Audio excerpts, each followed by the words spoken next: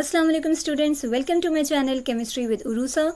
So today we are going to start the hydrocarbons and you will be able to practice MCQs regarding alkanes, alkenes and alkynes. But before starting the video, don't forget to like, subscribe and share. So let's just begin. So the first one is marsh gas is, so basically students जो methane है CH4 उसे हम Marsh gas भी कहते हैं, ठीक है जी. Next is Clemmensen reduction reduces ketone into, तो ये एमसीक्यूज बेसिकली लिया गया है अल्केन्स की प्रिपरेशन से, जहाँ पर आपको बताया गया है कि क्लेमेंसन रिडक्शन में क्या होता है कि कीटोन को रिड्यूस किया जाता है into alkanes using zinc amalgam in the presence of HCl, ठीक है. तो ये उसके कैटलिस्ट हैं. सो here the correct option will be option A, ठीक है जी. Third one is melting point of isobutane is, so the melting point of isobutane is -11.7 degree centigrade.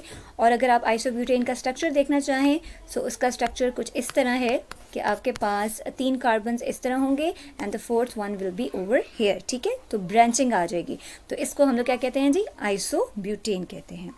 Okay, next is you have to complete the reaction. So completion के लिए सबसे पहले आपको ये पता होना चाहिए कि रिएक्टेंट्स क्या हैं और प्रोडक्ट्स क्या हैं, ठीक है जी. तो सबसे पहले अगर आप रिएक्टेंट्स को स्टूडेंट देखें तो आपके पास एक अल्काइल चेन है जिसके साथ OH ग्रुप अटैच्ड है एंड दिस थिंग इंडिकेट्स कि ये आपके पास क्या है जी, अल्कोहल है, ठीक है. अब सेकेंडली प्रोडक्ट्स में हम देखें आपको वाटर नज़र आएगा. इट मीन्स कि यहाँ पर वाटर की एलिमिनेशन हुई है.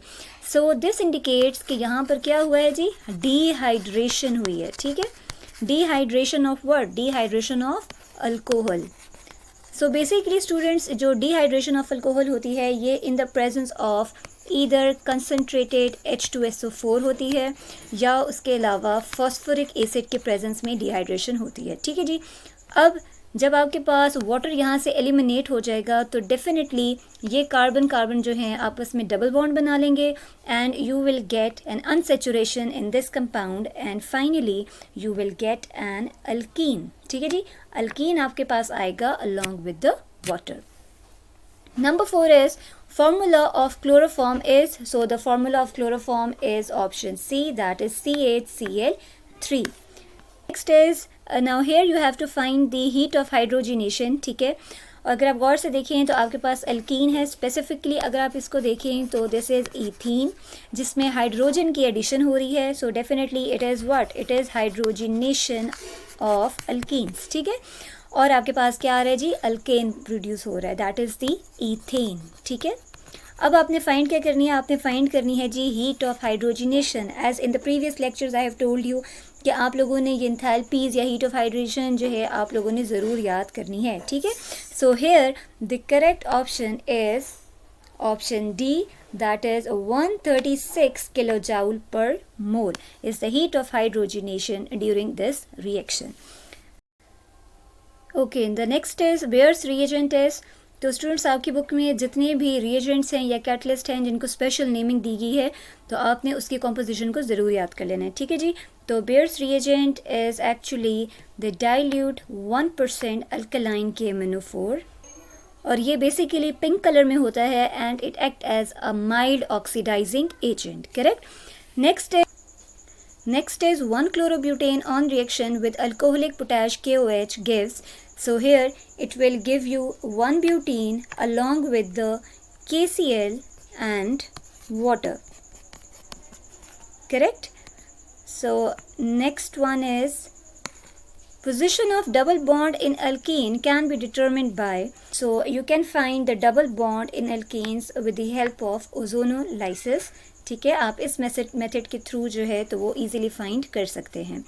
Number 10 is Wolff-Kishner's reduction takes place in presence of, okay, as in the previous MCQs जहाँ पर मैंने आपको क्लेमेंसन रिडक्शन के बारे में बताया है तो उसी तरह वुल्फ-किश्नर रिडक्शन में भी क्या होता है, फ़र्क सिर्फ ये है कि वहाँ पर कीटोन यूज़ हुआ था लेकिन वुल्फ-किश्नर में क्या होगा, एल्डिहाइड जो है तो वो रिड्यूस होता है इनटू अल्केन्स, ठीक है जी. और in the presence of what, in the presence of hydrazine and KOH, ठीक है. तो यहाँ पर जो करेक्ट ऑप्शन है that is N2H4, that is hydrazine along with the KOH. Okay, so option C is correct. Next is which of the following hydrocarbon is liquid. So students, जो आपके पास C5 यानी कि पेंटीन से C15 तक जो alkenes हैं, these are liquid in nature, ठीक है, liquid in state. So here the correct option is option D, C9H18. Next is boiling point of mustard gases. So students, mustard gas का जो boiling point है that is 215 degree centigrade. Number 13 is as the branching in alkanes increases the boiling point. आपने बताना है कि जी जब alkanes में branching increase होती है तो उसका बॉइलिंग पॉइंट इंक्रीज़ होता है या डिक्रीज़ होता है. तो students, let me tell you one thing that जब भी ब्रांचिंग जो है तो वो इंक्रीज़ होती है अल्केन्स की, तो वो इन्वर्सली प्रोपोर्शनल है टू द बॉइलिंग पॉइंट. ठीक है, जब अल्केन्स की ब्रांचिंग इंक्रीज़ होगी उसका बॉइलिंग पॉइंट क्या होगा, डिक्रीज़ होगा. ठीक है जी. जबकि आपके पास मेल्टिंग पॉइंट है that is directly proportional to the branching. जैसे जैसे ब्रांचिंग इंक्रीज़ होती जाएगी उसका मेल्टिंग पॉइंट इंक्रीज़ होता जाएगा, जबकि बॉइलिंग पॉइंट क्या होता जाएगा जी, डिक्रीज़ होता जाएगा.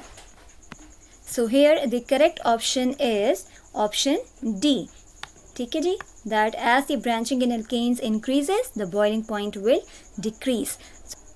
So this is all about the hydrocarbons. For more videos don't forget to subscribe, like and share. Thank you so much.